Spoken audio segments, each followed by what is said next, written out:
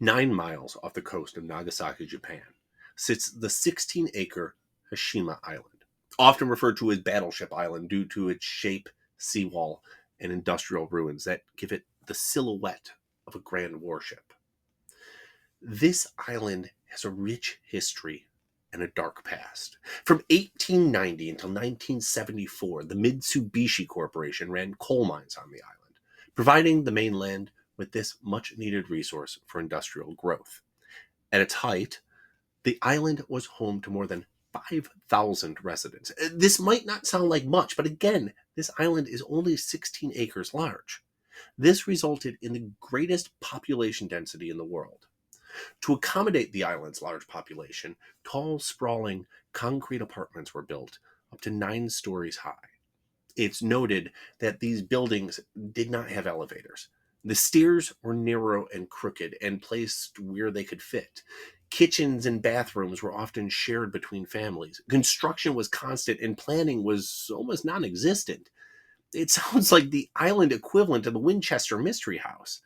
Hashima saw its peak after World War II, and it's only then that living conditions on the island began to improve. And better infrastructure allowed for things like freshwater baths, televisions, and radios. Residents even began to plant rooftop gardens to brighten up the concrete landscape. By the 1960s, however, petroleum was becoming the world's fuel of choice, and by the 1970s, the coal mines were being run dry. When Mitsubishi closed its doors to the mine in 1974, the island became a ghost town overnight. Today, it's an UNESCO World Heritage Site, protected for its strong cultural significance to Japan's Industrial Revolution. This was met with a particular amount of controversy, however, as many of those who lived and worked on the island during the war times were not there by choice.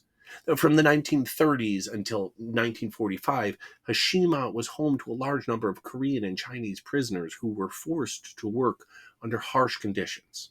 South Korea asked as a stipulation of the island's inclusion in the World Heritage Site that Japan acknowledge their part in this dark history. Although Japan officially agreed to this, they have yet to comply. In fact, a display at the Industrial Heritage Information Center in Tokyo even goes as far as to deny forced labor was used at Hashima. In addition to being a World Heritage Site, there are tours to the island today, and sections are open to the public. Visitors to the island have heard strange noises and felt cold spots.